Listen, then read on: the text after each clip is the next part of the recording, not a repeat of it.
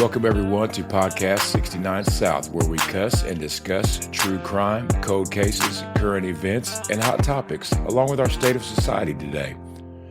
This is your trigger warning. Our podcast content is produced for adult listeners 18 years of age and older. We discuss situations that may be offensive and triggering to some listeners. Sit back, relax, and enjoy. New developments in Karen Reed's civil case. She's suing several witnesses in her murder trials. Her lawsuit alleges others were responsible for the 2022 death of her Boston police officer boyfriend, John O'Keefe, and that investigators failed to pursue those leads. The suit names Brian and Nicole Albert, Jennifer and Matt McCabe, and Brian Higgins as defendants. It also names as defendants former State Trooper Michael Proctor, State Police Sergeant Yuri Buchanan, and State Police Lieutenant Detective Brian Tully, all in their personal capacities. She also signaled she plans to sue Canton Police and State Police. In a statement, Reed's defense team says, quote, "Our complaint lays out in stark detail the malicious prosecution, the conspiracy, the civil rights violations, and the intentional misconduct that these defendants visited upon an innocent woman." Welcome back, everybody, to 69 South. I hope you guys had a super good Thanksgiving, and we're coming at you on Black Friday. I'm Chop, your host, and right next to me, my co-pilot, Julie, is right here. I'm here. First of all, we'd like to give a shout out to our new Patreon members. We got Aunt Mandy, and we got Stephen Hubbard, and he wanted us to reiterate to you guys that the fucking struggle is real. And he's going through it right now. So shout out to you, Lil Hub. So as you could probably tell from the beginning of our intro, we're going to talk about the Karen Reed civil case, which we've always been infatuated with this case. So she's coming for every single one of them who she says framed her, as she should. As she should, and I'm glad she is, because that whole thing was a farce. Absolutely. And I want to jump into this 47-page complaint because I think this is what everybody's really been waiting on. They want to see this go to trial. Before we get right into it, though, we have been doing a daily show called The Daily Detour, and it's available on Patreon. And if you would like to help us keep the heat and the lights on in the studio and enjoy these new episodes, these daily episodes, go to www.patreon.com/69south. We're going to release a couple of them so you guys can get a free taste of it, but let's get on with it. So I'm going to jump in with the introduction right here of Karen Reed's complaint. She's the plaintiff. She's suing disgraced Massachusetts State Police Trooper Michael Proctor, his Sergeant Yuri Buchanan, Lieutenant Brian Tully, and of course the culprits in this frame job, Brian Albert, Nicole Albert, Jennifer McCabe, Matthew McCabe, and Brian Higgins. And here we go. So, for 3.5 years, plaintiff Karen Reed was wrongly accused of a homicide and subjected to suspicion, arrest, 2 prosecutions, and public condemnation, all resulting from the gross misconduct of the Massachusetts State Police and those working in tandem with the Massachusetts State Police to shield from liability the party or parties responsible for the death of Boston police officer John O'Keefe III. Now, after being acquitted of all charges relating to Mr. O'Keefe's death, Miss Reed brings this action to recover for and address the actions of those actually involved in Mr. O'Keefe's death and the law enforcement officers who failed to ensure that justice was sought and served in the aftermath of January 29th, 2022. See, Karen Reed did not kill her then boyfriend, Mr. O'Keefe. Rather, in the early morning hours of January 29th, Mr. O'Keefe was killed in the defendants Brian and Nicole Albert's home on 34 Fairview Road in Canton, in an altercation during a late-night house party with other defendants, collectively called the quote-unquote house defendants, after a night of heavy drinking. The House defendants responsible for Mr. O'Keefe's death, some of whom had professional experience with police investigations, concocted a plan immediately after the altercation to avoid culpability and to frame Karen Reed. Rather than call first responders for help, among other actions, the House defendants conducted a Google search for information about House long to die in cold. That was in quotes. That was Jen McCabe at 227. Yeah, and she must have been fucking freezing to death because instead of HOW, she put HOS, and that's been a meme and a fucking joke to everybody. House long to die in cold. Moved Mr. O'Keefe's body outside and placed him on the Albert's front lawn near the road to make it look like Mr. O'Keefe was hit by a vehicle and that he died in the snow without ever coming into the house that night. Mr. O'Keefe's body remained on the Albert's lawn until Karen Reed found him later that morning. And I want to say this real quick. We did a series on this called Secrets in the Snow. If you haven't heard it, go back and check it out. A bunch of our episodes. It's like in the early episodes of ours that we did this. You have to go listen to it before you listen to this so you can understand everything that's going on. So, and we're not saying what we're reading here is facts. We are literally just reading from the lawsuit. So all this is alleged and she claims. What she's claiming, yes, absolutely. So from the beginning, investigators from the Massachusetts State Police allowed the House defendants to direct the investigation away from themselves and towards Miss Reed. The House defendants were a well-connected and close social group with a strong ties to law enforcement. The Alberts are a prominent family in Canton, and the investigating police officers knew them well. The lead investigator for MSP, Michael Proctor, grew up in Canton and resides there to this day. He has been and remains close personal friends with the Albert family.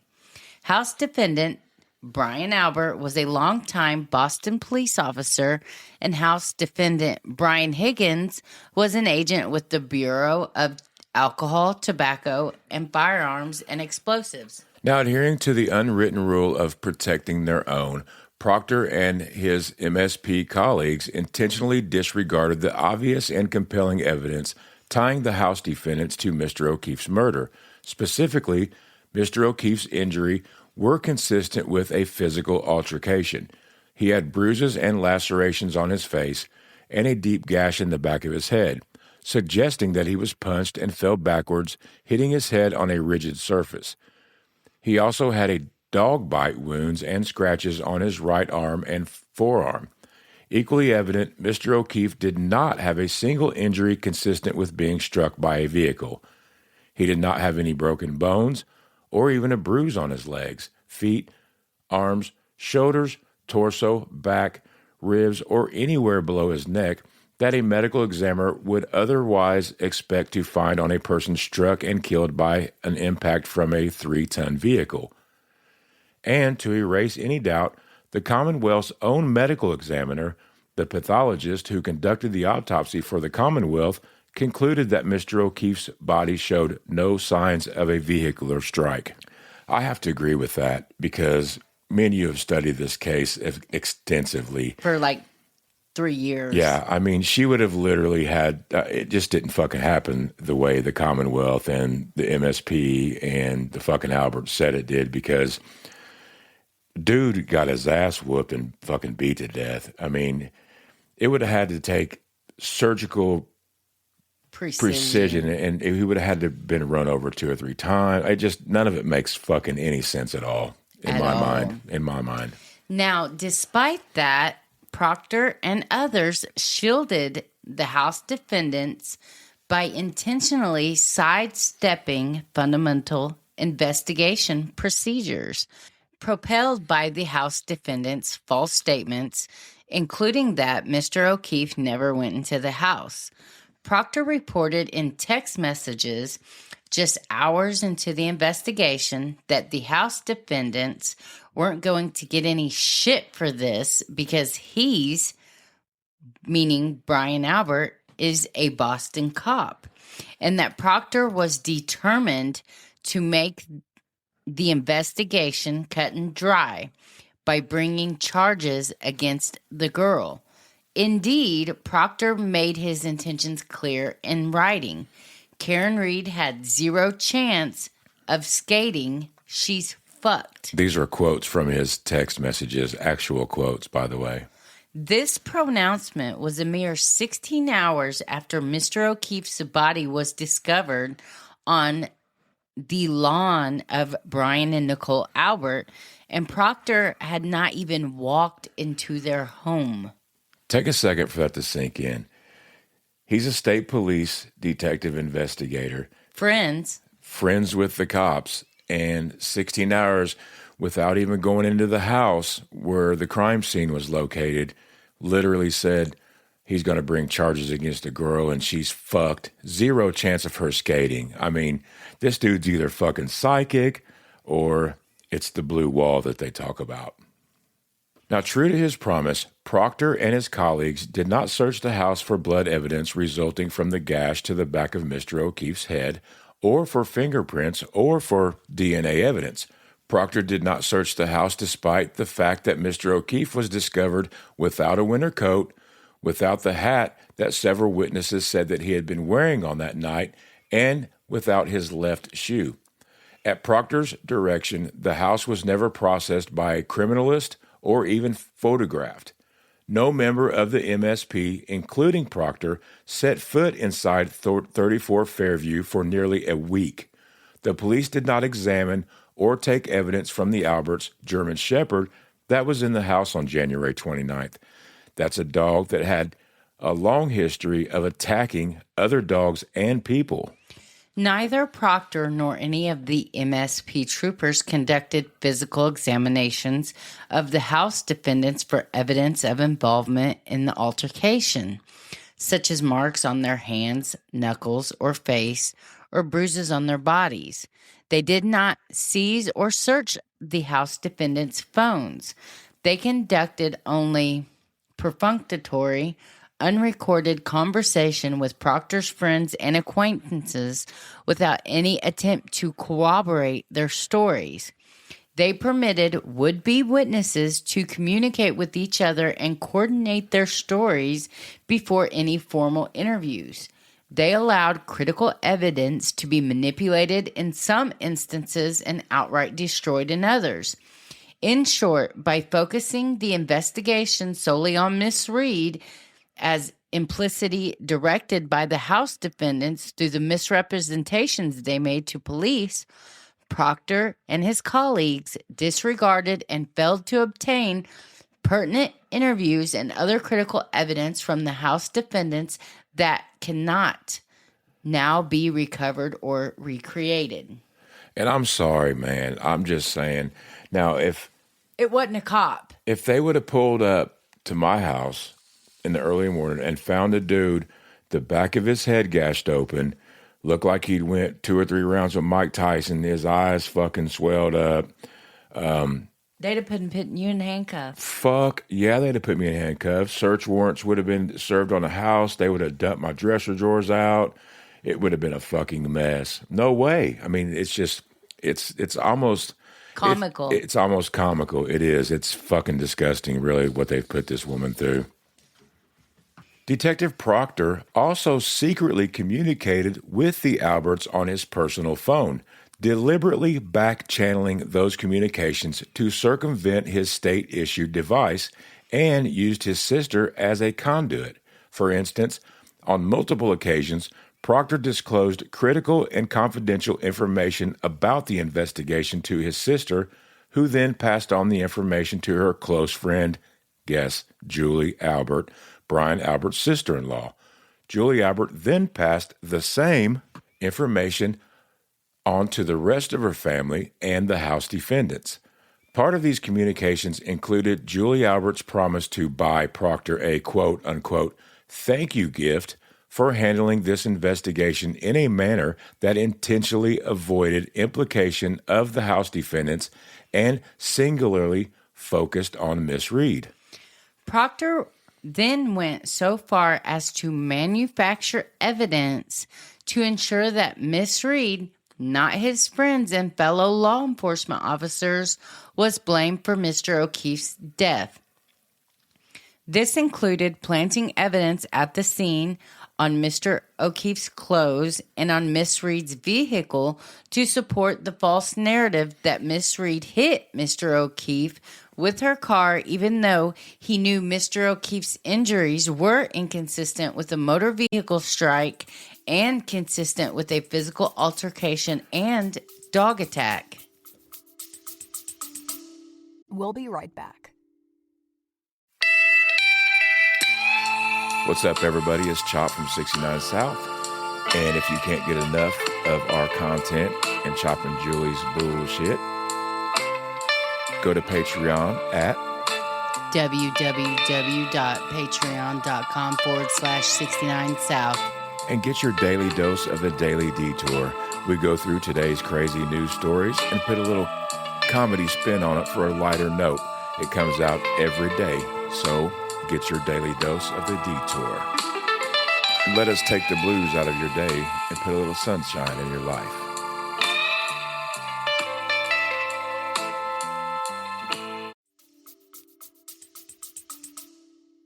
Far from conducting an objective investigation with integrity, Proctor personally sexualized and dehumanized Miss Reed throughout his investigation. Specifically, Proctor's private communication to his high school buddies, sister, and Massachusetts State Police colleagues that he believed would never be discovered exposed the corruption and bias at the core of MSP's entire investigation. Specifically, only hours into the investigation, in a text chain with 8 of his high school buddies, Proctor stated that Miss Reed is a, and I quote, whack job cunt, retarded, a nutbag, and a babe with no ass. Proctor further ridiculed and derided Miss Reed for her serious medical condition, stating that, quote, her balloon knot leaked poo. In other private messages to his MSP supervisors and colleagues, Proctor bragged that while conducting a search of Miss Reed's phone, he was looking for naked pictures of Miss Reed. Disappointed, he reported that there were, quote, no nudes so far. In an unfiltered utterance, Proctor revealed to his mindset, hopefully she kills herself. Wow. What a motherfucker, man. Can you imagine how humiliated and embarrassed his wife is, knowing that he's supposed to be this detective with all this integrity and looking through her phone, and he's really looking for nudes and thinking that she's hot even if her asshole leaks? And it's a flat ass. I'd punch you right in your mouth if you ever did some shit like that to me. I wouldn't do no shit like that for one. But, and then to say hopefully she kills herself, I bet he about fucking shit. When they got these messages. Oh, man, you could just see the look on his face, because we watched this trial. You could just see the look on his oh, fuck look on his face, like he wanted to fucking puke. And in the trial, they made him repeat himself. Absolutely, man.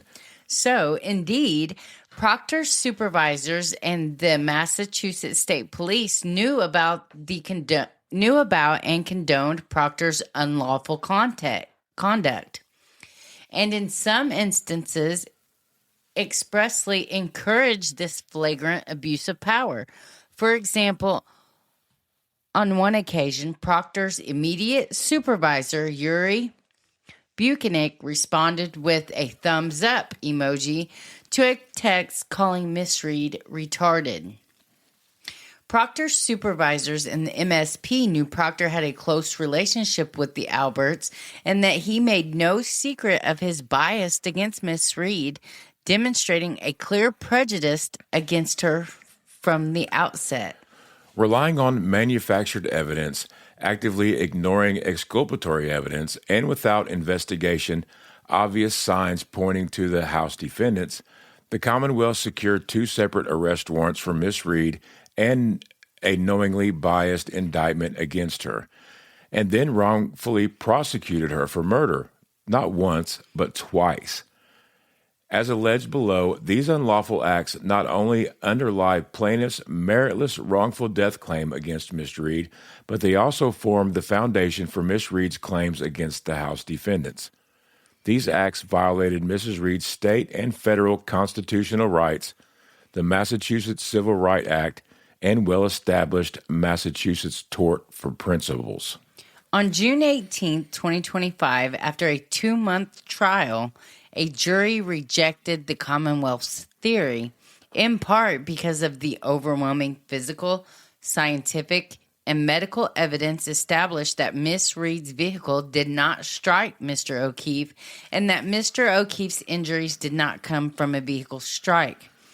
Although Miss Reed was ultimately and finally acquitted of all charges related to the death of Mr. O'Keefe, Proctor was fired, and nearly every MSP officer in Proctor's chain of command was disciplined for their egregious abuses and misdeeds. The Commonwealth still has not sought or provided justice, not to the O'Keefe family, not to the community at large, and certainly not to Miss Reed. In response, the Commonwealth has offered only empty platitudes instead of solutions. The head of MSP, Colonel Jeffrey Noble, stated, "The events of the last 3 years have challenged our department to thoroughly review our actions and take concrete steps to deliver advanced investigative training, ensure appropriate oversight, and enhance accountability. Under my direction as Colonel, the state police has and will continue to improve in these regards." In an interview with the Boston Herald, Noble acknowledged the systematic nature of MSP's conduct in Miss Reed's case, quote, "I'm eyes wide open to a culture issue that I have concerns with as it relates to Trooper Proctor. These hollow words do nothing to right the devastating wrongs that have been visited on Miss Reed. Colonel Noble's words confess a sickness deep in the marrow of MSP, but offer no remedy, no medicine, no relief to someone so brutally victimized by it." On Wednesday, March 19, 2025, following the public disclosure of Proctor's illegal and unethical conduct related to the Reed investigation, the MSP's trial board found Michael Proctor guilty of a Class A violation, which included that he was biased in his dealings with a homicide suspect and or brought otherwise himself and the Massachusetts State Police into disrepute. Miss Reed's life was not merely turned upside down by the MSP and the House defendant's misconduct. It was forever changed by the defendant's transgressions and wrongdoing. The years of uncertainty and unimaginable emotional distress have left lasting scars that will never be healed. At the same time, neither Mr. O'Keefe nor his family have received justice. His killer or killers still walk free. By asserting her claims against MSP, Proctor, his supervisors, and the town of Canton and the House defendants, Miss Reed seeks, at the minimum, to confront and redress these wrongs and others. More importantly, she seeks to force the Commonwealth to fulfill its duty to stop law enforcement from trampling the innocent to protect their own. The next part of the lawsuit is Section 2, and it talks about the parties. It talks about plaintiff Karen Reed resides in North Dighton, Massachusetts. Then it goes down to list Michael Proctor, the former MSP trooper. He resides in Canton, Massachusetts, and he's being sued in his personal capacity. Then it goes to defendant Sergeant Yuri Buchanan, also an MSP trooper. He resides in Stoughton, Massachusetts, being sued in his personal capacity. Then we go to defendant Lieutenant Brian Tully, an MSP trooper. He lives in Hingham, Massachusetts, being sued in his personal capacity. And then we have defendants Brian and Nicole Albert out of Norwood, Massachusetts. Jennifer and Matthew McCabe, they reside in Canton, Massachusetts. And defendant Brian Higgins, and he lives in Sandwich, Massachusetts. We'll be right back. Discover Rosie Posey's farm stand at 6082 East Hadley Road in Mooresville, Indiana. Home of the sourdough bagel bombs. Crafted with love, these bagel bombs burst with flavors like Asiago cheese, jalapeno pepper, blueberries and cream, and everything bagel. Their artesian sourdough loaves come in classic, chocolate chip, jalapeno cheddar, and garlic parmesan, just to name a few, and they are pure perfection and the best in the area. If you're craving some sweets, they have homemade cookie sandwiches and cookie dough and s'mores flavors delight. Grab a farm fresh flower bouquet from the iconic pink roadside stand and go follow Rosie Posey's Farm Stand on Facebook for daily menu items and availability. Visit Rosie Posey's for an unforgettable taste experience at 6082 East Hadley Road. Miss Reed filed this court case in Bristol, Massachusetts, where she resides, and the court has determined that they do have jurisdiction over all claims in this case pursuant to GL 12 blah, blah, blah, and with regards to the federal claims pursuant to Resnesnik versus the Chief of Police, 374 Mass 475, blah, blah, blah. And then we move on to part 4 of this complaint, which is facts common to all accounts. And this is where we get into talking about Mr. O'Keefe's death. Before his death, Mr. O'Keefe and Miss Reed were dating. On the evening of January 28, 2022, Mr. O'Keefe and Miss Reed went out for the night. They first went to C.F. McCarthy's in Canton, Massachusetts, where they had several drinks. Then they went to the Waterfall Bar and Grill in Canton. There, they met with a group of acquaintances, including Brian Albert, his wife Nicole Albert, Brian's brother, Chris Albert, and his wife Julie. They then met with Jennifer McCabe, Nicole's sister, and Brian's sister-in-law, her husband Matthew McCabe, and Brian Higgins. The group of acquaintances had several drinks and planned to continue the party back at the Alberts' home in Canton at 34 Fairview Road. The House defendant, Jennifer McCabe, told John O'Keefe that he should come to the house. The group had overlapping social relationships. At the time, Brian Albert was a Boston police officer, as was Mr. O'Keefe, though they did not know each other well from being police officers. Brian Albert and Brian Higgins, now they were close friends. Higgins was an officer with the ATF. He also was permitted to keep an office at the Canton Police Department alongside Brian Albert's brother, Canton Police Detective Kevin Albert.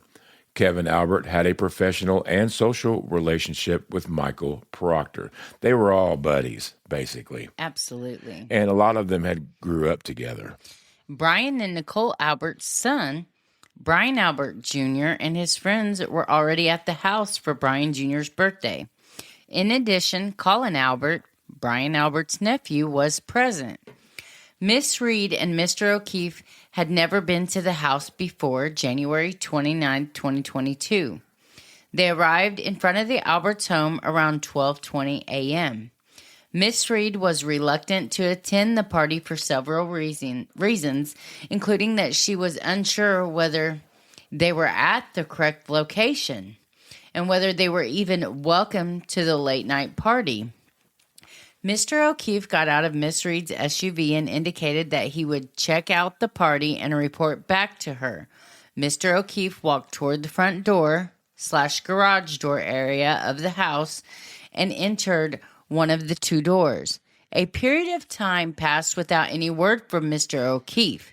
Miss Reed, who was still hesitant to join, presumed that Mr. O'Keefe intended to stay, and therefore she left to go to his house without him. Now, at some point after entering the house/garage, Mr. O'Keefe was involved in a physical altercation either inside the house or garage.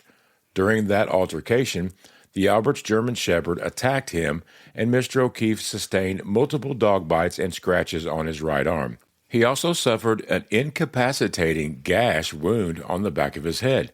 Mr. O'Keefe's head wound was caused by falling backward and striking a rigid surface.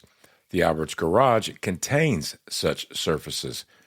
By contrast, The head wound could not have been caused by a vehicle strike or falling backwards onto a flat, cold lawn like the Alberts. Because of their knowledge of criminal investigations, the Alberts, the McCabe's, and Higgins knew that calling for medical care to help save Mr. O'Keefe's life would trigger immediate and irreversible risk of their own criminal exposure. Therefore, at least the 5 of them agreed on a simple plan to exonerate themselves and implicate Miss Reed. They would tell anyone who inquired Mr. O'Keefe never entered the house and hide evidence that he was there, including his body. This literally sounds like pretty much what fucking happened in my mind. It makes more sense than the Commonwealth theory of what they had. Absolutely, it does. And you know they were scrambling around trying to figure out what the fuck. I mean, if he had gotten a fight with the son or Higgy Bear or, the Alberts or whatever, they probably could have saved his life, really. But they were so worried about saving their own ass, I believe. That's just my opinion, folks. So, I do have an opinion. I don't think, they actually intended to frame Karen, but I think when she called that morning and whenever looking for him, it was convenient. And she asked, oh my God, could I have hit him or did I hit him? That was a trigger for Jen McCabe to manipulate that situation into, oh, this is our bitch. This is who we're blaming. Right. Apparently, they were going to blame it on the snowplow That's driver what I was getting ready and to try say. to throw his body out there. But Absolutely. Lucky was a little too smart for them. That's what I think their original fucking game plan was to do, was to put him out there right next to the snowplow marks and... oh, he had a fucking buzz. He must have got hit by the snowplow, because a snowplow would definitely fuck you up a lot worse than whatever the fuck she was driving. Absolutely. That shit didn't happen like that. So back to the complaint. Sometime during the night, the House defendants repositioned a Ford Edge vehicle at a spot adjacent to the front lawn, which the Ford Edge vehicle was the, I believe, company vehicle or state police vehicle of Brian Alberts. That's what type of vehicle he drove for his work. I think they all drove that type of Some vehicle. type of yeah. Ford. Mm-hmm. So once they got the Ford Edge vehicle to a spot adjacent to the front lawn, which obscured the view of that area of the lawn for potential passerbys, at some point further in the night, they carried or dragged Mr. O'Keefe's body to the same area in the yard, close to where one or more of them later claimed Miss Reed dropped off Mr. O'Keefe earlier that night. The plan was devised to make it appear that Mr. O'Keefe had been struck by Miss Reed's vehicle and then died as a result of exposure to the cold. Mr. O'Keefe was either dead when the House defendants left him on the Alberts lawn, or he died shortly thereafter. After the physical altercation, Higgins left the house and drove to the Canton Police Department in the middle of the night. Drunk, yeah, he was fucked up. He later told investigators that he had to do some, quote, administrative work, but then changed his story subsequently, stating that he drove to the station because he had to move cars in the parking lot due to the snowstorm. However, video from inside the station shows Higgins walking down the hallway and surreptitiously entering offices while wearing a hoodie to obscure his face. Surveillance video outside reveals Higgins transporting a large bag from one vehicle to another before driving away. That's suspicious. After leaving the police station, Higgins and Brian Albert continued to coordinate their stories by calling each other multiple times in the early morning hours and ultimately spoke with each other on their cell phones at 2:22 a.m. Later, both Brian Albert and Higgins denied the existence of these phone calls, and then when confronted with their existence by a separate law enforcement agent at a separate proceeding, they coordinated the same exact lie, falsely claiming The multiple calls and answers were just, quote unquote, butt dials. However, 5 minutes after the Higgins-Albert call, Miss McCabe performed a Google search on her phone at 2:27 a.m. Hoss long to die in cold, misspelling the first word. That just tickles me every time you say Hoss long. And folks, man, everybody's got iPhones. They had iPhones at the time. I think butt dials, they're a thing of the past. Not really, because I do it a lot. If I'm not paying attention, I just stick my phone in my back pocket like I'll accidentally FaceTime somebody or call But your somebody. phone has to already be open. And unlocked, yeah. Right. These guys are saying they were asleep and Bullshit. their fucking phone was on their bedside table and, you know. Didn't the Alberts say they were getting freaky They were with fucking. it? Yeah, they said they was fucking. So that could have been a dick dial or a butt dial. Oh, my God. I'm just saying, though, you have to look at it or put like a 6-digit code in. Butt dials of this nature just didn't fucking happen. Now, this part of the lawsuit is about Miss Reed searching for Mr. O'Keefe. Miss Reed began the search for Mr. O'Keefe on January 29th, just before 5 a.m., when she awoke and realized that he had not returned home. She phoned the House defendant, Jennifer McCabe, who already knew exactly what had happened to Mr. O'Keefe. Miss McCabe insisted that Miss Reed drive to McCabe's house rather than driving to 34 Fairview Road, which Reed did. The two of them were joined by Carrie Roberts, and the three of them left the McCabe residence. However, rather than go to 34 Fairview, oddly, Miss McCabe directed them to go back to Mr. O'Keefe's home, where Miss Reed had just come from. After the three of them finally drove to 34 Fairview, the illogical McCabe-directed route to 34 Fairview was intentional. It allowed the House defendants more time to finish creating the scene and hiding evidence before Mr. O'Keefe's body was discovered on the Alberts lawn and first responders arrived. As they approached the house with Miss Roberts driving, Miss Reed saw Mr. O'Keefe almost immediately. She screamed for Miss Roberts to stop the vehicle and jump from the moving car to run to Mr. O'Keefe. She began rendering aid, including CPR. As the House defendants had planned, Mr. O'Keefe's body was, quote-unquote, discovered in the front of the Alberts house near a flagpole and fire hydrant on the left side of the Alberts property as seen from the roadside. The Ford Edge, which had been parked in a position to obscure Mr. O'Keefe's body in the middle of the night, had been moved. While Miss Roberts joined Miss Reed with administering CPR, Miss McCabe did not help or even approach Mr. O'Keefe. Rather, she sat in the cab of the vehicle, called 911, and reported that there's a man passed out in the snow. Despite knowing that her brother-in-law, Brian Albert, a police officer and first responder, was just feet away inside the house. Miss McCabe never went into the house or requested that Albert come down to help Mr. O'Keefe.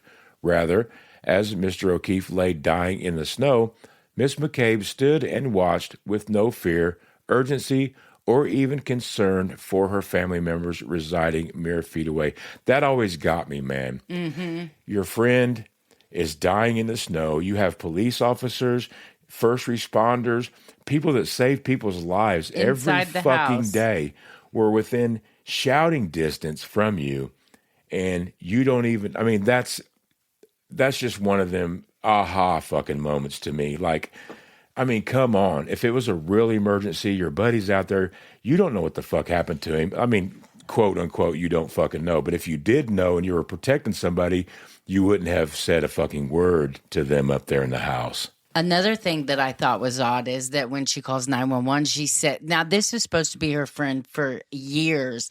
She said, there's a man passed out in the snow. A man? If that was my friend of yours, I would have been like, okay, for our neighbor exists. I'd be like, man, our neighbor Matt's passed out in the snow. I don't know what happened to him. I would have been like, this man. It's like she's trying to disconnect or distance Absolutely. herself from the victim. Or not even John O'Keefe, my friend, a fucking Boston police officer, an officer's down, you know? Right. That heightens up the sense of absolutely urgency. right. It just blows my mind that these people, I mean, granted, I was going to say they were pretty good at covering up, but they fucking really weren't. They really weren't. The only thing that they had in their back pocket Was Brian Albert and his... was Brian Albert, was Proctor. And Higgins. I hate to say this, but the fucking judicial system, too. They were all in cahoots with each other, and poor Miss Reed has just got fucked, really.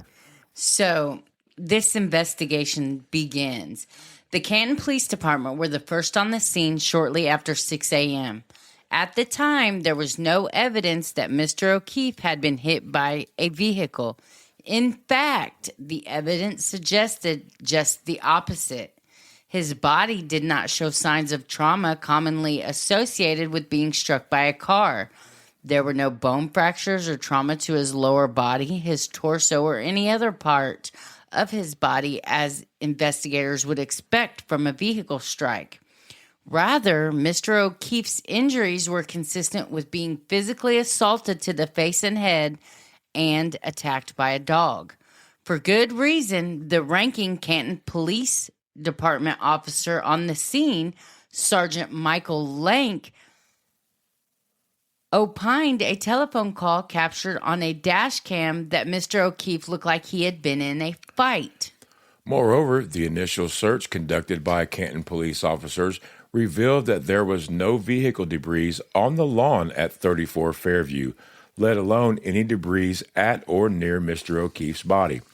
Not a single piece of taillight material was discovered on the lawn that morning or in the roadway, notwithstanding multiple searches and the use of a leaf blower to remove snow. Tellingly, despite the commotion outside, including more than a dozen first responders, 3 police cruisers, 2 ambulances, a ladder fire engine, all with their emergency lights flashing, and at least 2 civilian vehicles, plus Miss Reed's screams upon finding Mr. O'Keefe's body, no one from the Alberts' house, including police officer Brian Albert, ever went outside to see what was happening, let alone help. They wanted to avoid scrutiny from the police investigators. That was another thing that blew my mind about them looking for evidence. Like you see crime scene text, crime CSI and everything, they're meticulously looking around For everything. for evidence. And you want to bring a fucking 120 mile an hour wind blowing fucking leaf blower, whoo, you know what I mean? Blowing shit around. If there's little bitty pieces of a taillight, it's going to blow it 30 fucking foot away.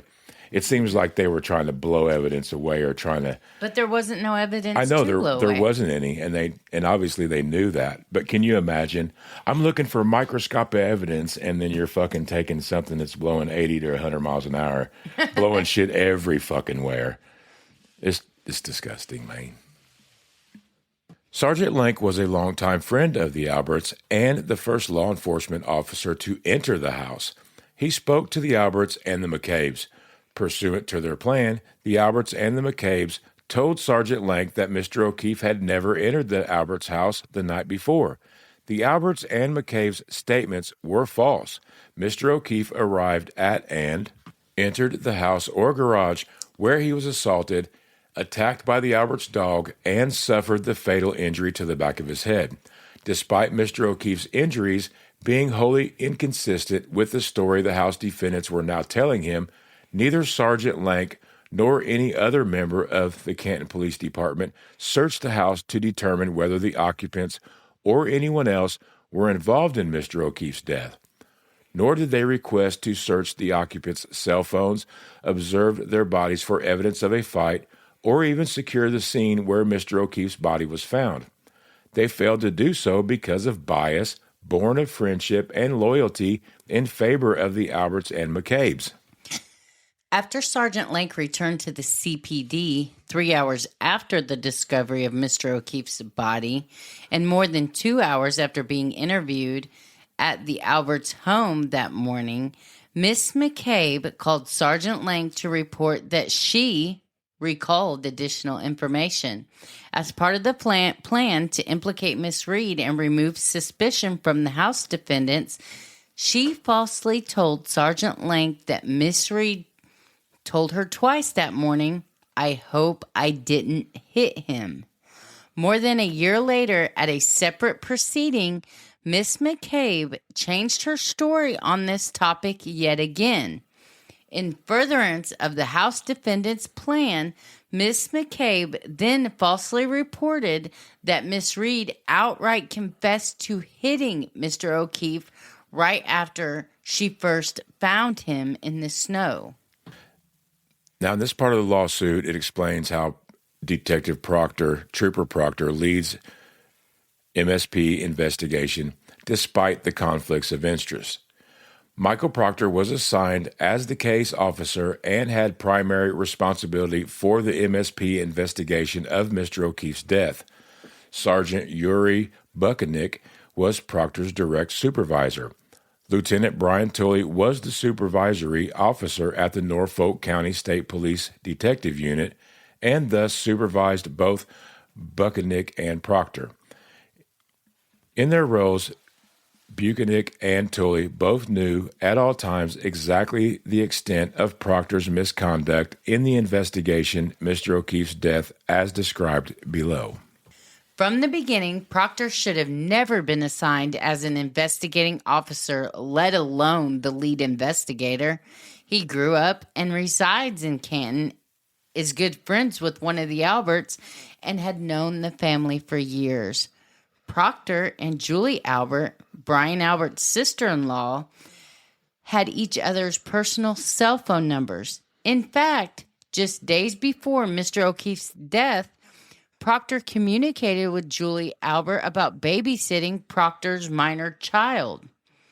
Proctor's sister, Courtney, was also a close friend of Julie, her best friend to be exact. In fact, Proctor's own mother referred to the Alberts as the Proctor's second family.